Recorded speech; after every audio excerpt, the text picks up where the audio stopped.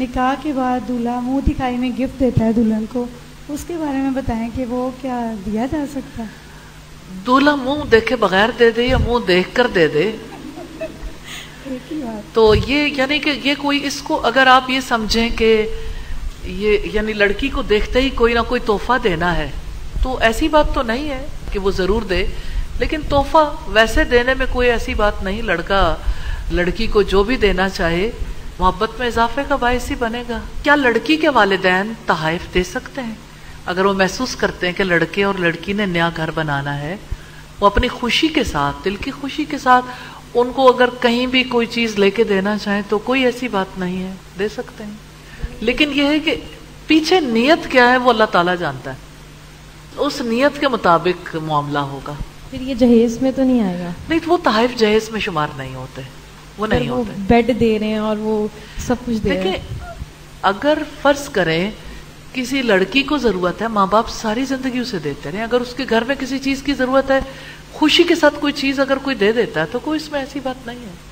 لیکن سسرال والے ڈیمانڈ نہیں کر سکتے، نہ لڑکا ڈیمانڈ کر سکتا، آن ڈیمانڈ نہیں ہو سکتا کچھ بھی.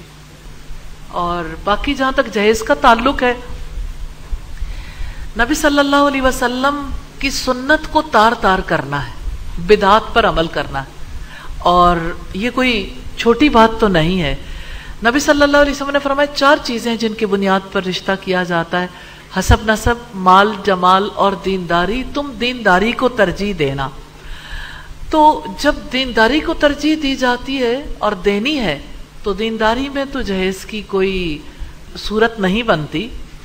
نارملی لڑکی کا انتخاب کرتے ہوئے دیکھا جاتا ہے ماں باپ کتنا جہیز دے سکتے ہیں، تو یہ درست نہیں ہے کہ اس بنیاد پر شادی کی جائے. یہ بنیاد ختم ہوتی ہے، اور جہیز ہندوانہ رسم ہے، اس لیے اس کو ترک کرنا چاہیے. اور معاشرتی اعتبار سے دیکھیں تو بچیاں شادی کے بغیر بیٹھے بیٹھے عمر گزار دیتی ہیں جہیز نہ ہونے کی وجہ سے. والدین سٹریسڈ رہتے ہیں. اللہ تعالیٰ کسی بندے پر ظلم نہیں کرتا، اور اللہ تعالیٰ ظلم کو حرام قرار دیتا ہے. تو جہیز کے یہ مطالبات ظلم ہے، اور جہیز کی وجہ سے نمود و نمائش کی رسم بھی عام ہو گئی. اور پھر ہم دیکھتے ہیں کہ باپ اور بھائی اپنی بیٹی کی رخصتی کے لیے ناجائز طور طریقے بھی اختیار کرتے ہیں. کبھی قرض لیتے ہیں لیکن پھر ایسے طور طریقے اختیار کرتے ہیں مال حاصل کرنے کے لیے جس کی وجہ سے اللہ تعالیٰ کی ناراضگی بھی مول لیتے ہیں، جیسے رشوت لینا، خیانت کرنا، سود لینا. پھر اسی طرح قرض لے کے کرتے ہیں تو قرض بھی وبال جان بن جاتا ہے.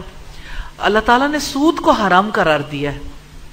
اسی طرح جہیز کی وجہ سے لڑکی ہونے پر لوگ دکھ مناتے ہیں، حالانکہ لڑکا یا لڑکی دینا اللہ تعالیٰ کا اختیار ہے، اور اللہ تعالیٰ کی ناراضگی مول لیتے ہیں.